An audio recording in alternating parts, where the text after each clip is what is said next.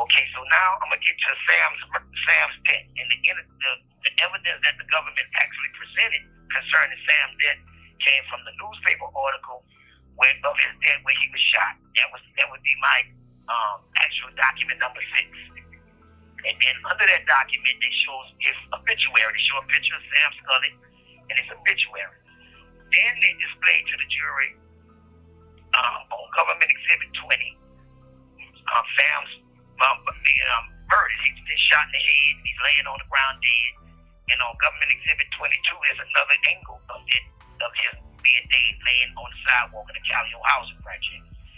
This was the government's whole evidence at the trial. There's no homicide detective, there's no police, there's no ballistics, there's no bullets, there's no witnesses. It's just these photos.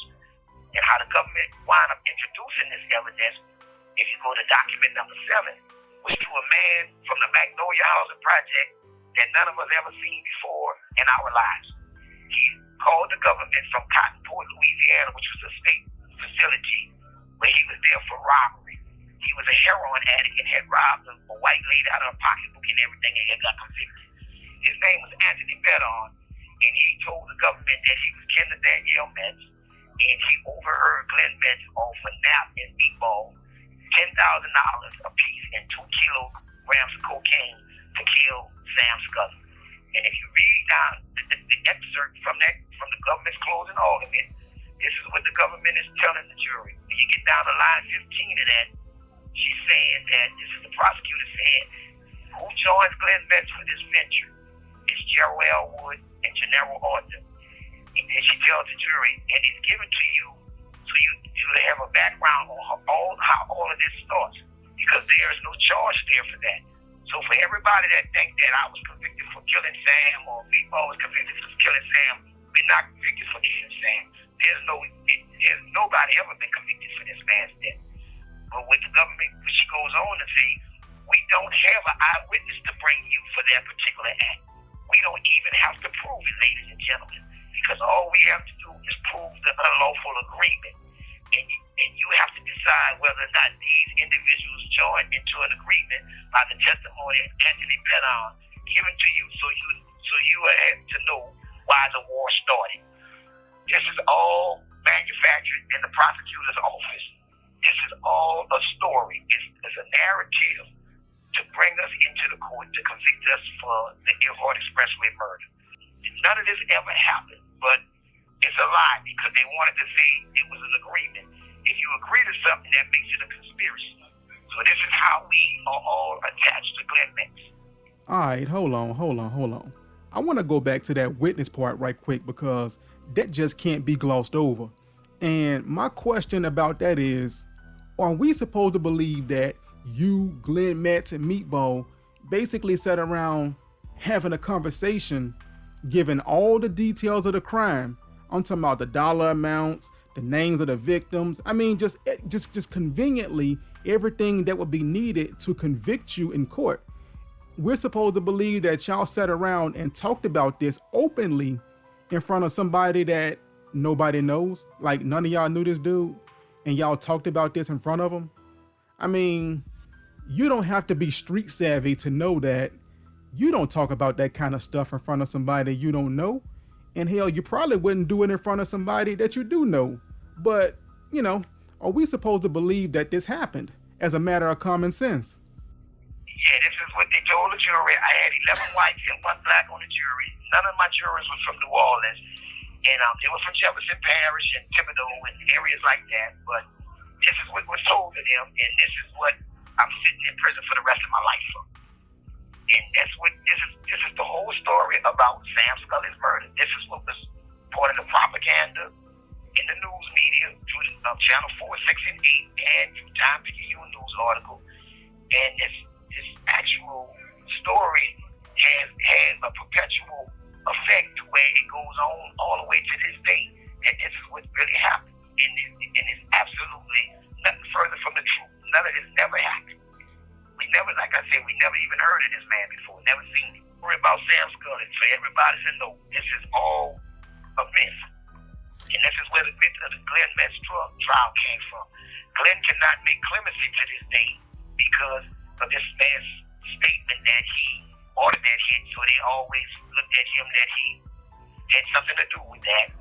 And Marlo and Big Bo have never been able to get any of this evidence back into court because the judges have been non-compliant with Constitution and law because they know that everything that went on in our trial was actually hidden so that the jury or the public would never know the truth. It took me, where I'm about to speak on document number 8, this is an arrest warrant for Gerald so that you will understand and it will give credence to what I've been telling you about the war that was going on between Sam and Gerald. My document number 8, it would describe more or less what I was speaking about early on when I was saying that there was a beef going on between Gerald Sterling and Sam Scully. In 1986, on March 6th, there was an arrest warrant put out on Gerald Sterling for attempt murder of Samuel Lee Clay, which is Sam Scully.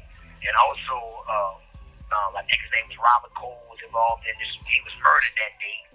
And this all took place on the 3200 block of Jackson Avenue between Prairie and Johnson. And in that, it speaks more, you can see right there on the first page that Gerald was born on 8/27/1960. And the reason I mention that is because you're going to see later on where the prosecutor is speaking to him, you'll know that's the same Gerald Sterling.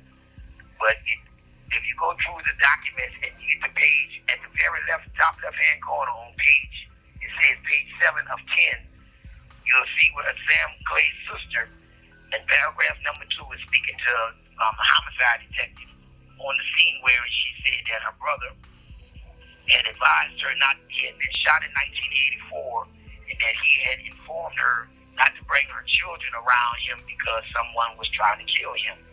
Further down on that same page, which would be paragraph number 4, it says upon returning the homicide, the detective officer received a phone call from an unknown Negro who stated that the person responsible for the killing on Jackson Avenue was Gerald Sterling. In the same paragraph, the caller also informed the detective that Sterling and Samuel Clay have been having trouble for the past several weeks over drug transactions. If you go to page 8 of 10 of that same document, you're going to see that on the paragraph number 3, it speaks where the detective it took a statement where they said that he believed the subject name was Gerald Sterling and that he knew that Gerald and Samuel Clay had been fighting for the past several weeks. And the reason I'm mentioning these things to you in this report is to show that the New Orleans police homicides. This call is from a federal prison. Did have knowledge of beef going on between Gerald and Samuel Clay. But what the government chose to do was conceal this. They wiped this arrest off of Gerald's record. They hid these documents, which took me 28 years to get. I just got them in 2019 after trying to find them over years and years and years because I had knowledge and I spoke to Gerald, so he let me know that all this was in actual existence, even though it doesn't show up when you can actually look for it and see it and that he's been arrested for this stuff. So therefore, I wanted to let everyone know the elaborate scheme on behalf of the government was to hide the facts, change the alternative to where Glenn Metz had this done or was at war with the Clays over the cocaine territory in order to involve myself, Gennaro Arthur, and Marlo Helmstetter into the Glenn Metz indictment. And this is where you get the narrative of the so-called Glenn Metz gang or Glenn Metz organization. It was always non-existent. So, go to my doctor. Sorry about that. Question? Yeah. So I wanted to ask if you could provide a description of the area where the Earhart massacre occurred for the people who are unfamiliar with the city. Yeah. The Earhart Expressway is a connection. It's an adjacent bridge that takes you from the New Orleans. It depends on which direction you're actually coming from, but it takes you from the 17th Ward in New Orleans through into Metairie, which is the suburbs of New Orleans, which was 90% white when I left the street. And this is where the Saints training camp, now the Pelicans, their facilities is all located there right off the Airline Highway. This is where the Gerald Expressway comes down, you can either get on the expressway there or you get off the expressway there. But it takes you through the main portion of the suburbs of New Orleans, which is Metairie. And in that, at that time, it was the sheriff of that area was a real bold and outspoken advocate against from New Orleans. He didn't want people from New Orleans or crime from New Orleans to so-called spill over into the suburbs of New Orleans, which is Metairie, Louisiana. Therefore, it was very important to Jefferson Parish and any elected officials such as Harry Lee for his constituents to believe that they were safe from any crime that's spilling over into New Orleans. So somebody had to be prosecuted for these crimes. Once I was indicted early on, which was by the state, and the state had no evidence actually linking me or connecting me to these crimes, they weren't going to let that go. They had to go to the federal government and use their resources to actually invent this actual narrative to bring back those murders and bring them up so that they can go back and say, okay, we solved this crime. Thank you for providing that clarity. And before we go on, I want to touch on something before we do that. But see, this is going to be more of a personal view of mine. And it goes back to something that I always tell people, man, which is that the higher up it goes, the more political it gets. Doesn't matter if it's business, doesn't matter if it's law, or if it's politics themselves. The higher up it goes, the more political it gets.